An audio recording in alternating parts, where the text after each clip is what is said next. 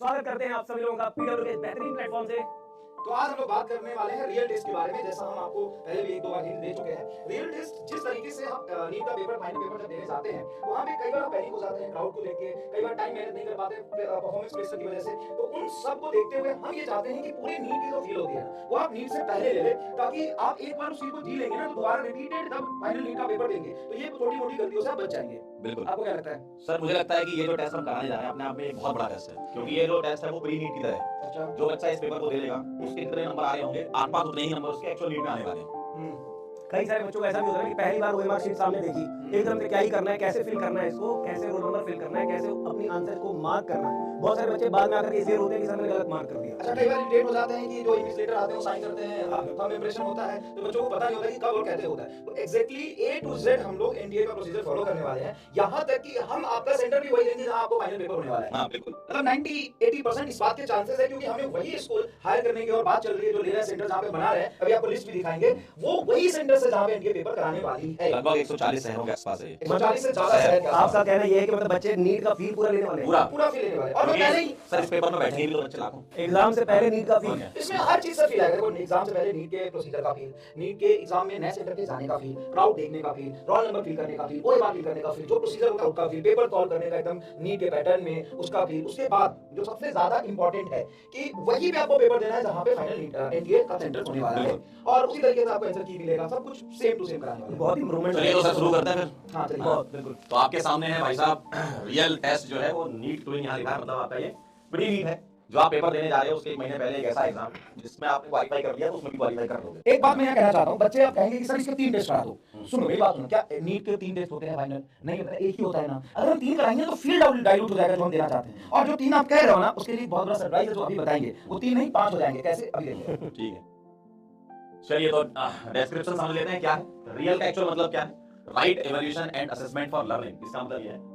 और real actual में नाम जो रखा गया था सबसे पहले वो ये सोचकर रखा गया था जैसे एक आइडियल गैस होती है ना, फिर इसमें भी चलती है केटीजी में, है ना सर? हाँ, केमिस्ट्री में भी चलती है। तो आइडियल जैसा तो कुछ होता नहीं है, इसलिए हमने रियल लिया है ताकि रियल गैस यानी कि रियल एग्जाम की तरह आपको फील हो। ठीक है, रियल टेस्ट जो है वो आपके नीट 2024 का जो पेपर है उसके आसपास ही लाई कर रहा होगा, जिससे आपको पता चल जाएगा कि जो पेपर तुम देने जा रहे हो सेम एज इट इज वैसा ही पेपर आने वाला है। देखो सबको पता है कि पेपर कहां से बनाया जाता है, ठीक है, तो हमें भी पता है कि पेपर किस टाइप से बनता है, किस पैटर्न में बनता है, कैसे क्वेश्चंस एनटी वाले पूछते हैं, तो आपको पूरा वैसा ही फील मिलने वाला है। ठीक है, और ये टेस्ट जो है वो पेड टेस्ट और पेड के बारे में ये बताइए।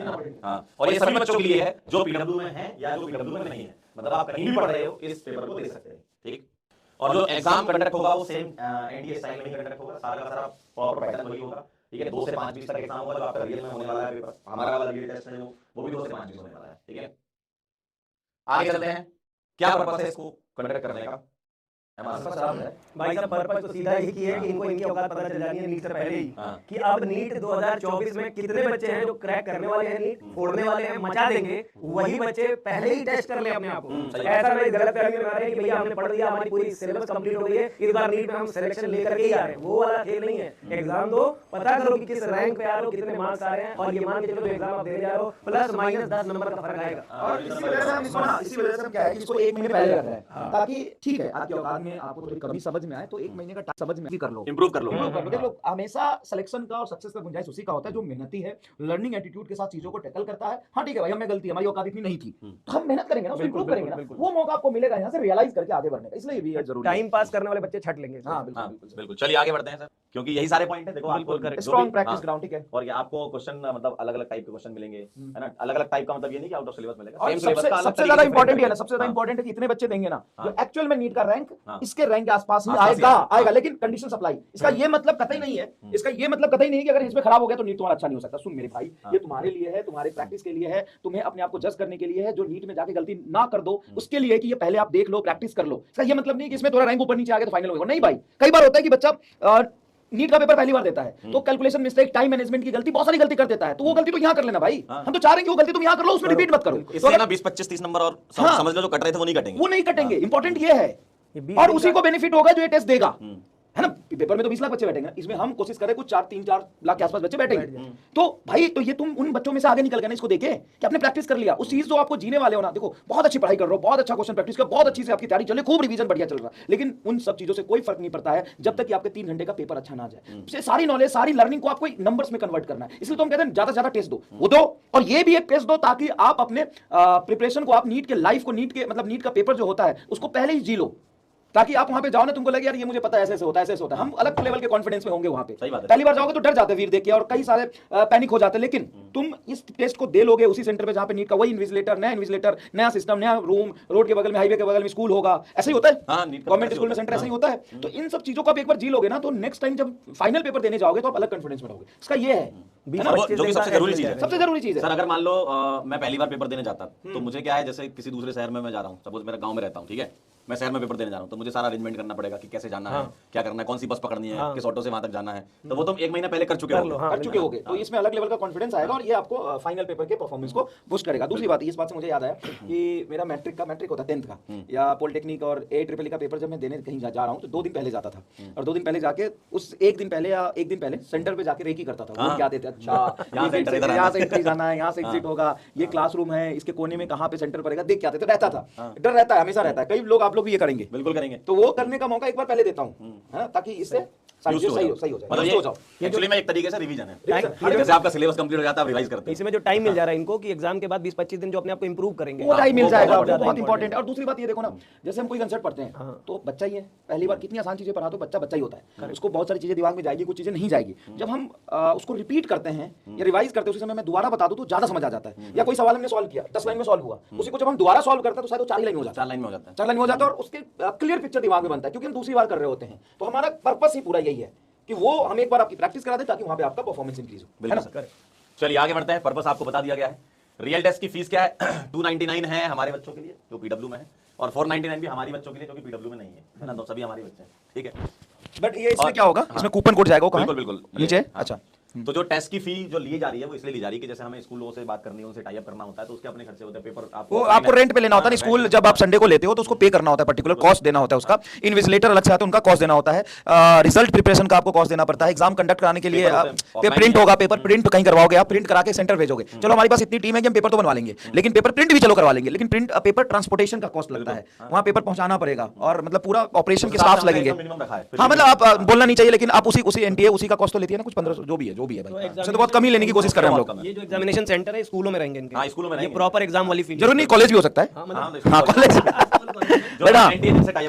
90-80% सेंटर्स वही होंगे जो एनटीए के होते हैं। अभी तक के पुराने पेपर जो जहां देते रहे ये उससे डिफरेंट है, मतलब ट्रू नीट वाली फीलिंग। बिल्कुल सही बात है। और इसमें 2 पेपर हम नहीं कर सकते, बात समझो। 2 पेपर हम कैसे करते हैं यार? तुम अच्छा 2 बार तुम जाके दूसरे शहर में जाके पेपर दोगे क्या? ये भी तो पॉसिबल नहीं है ना।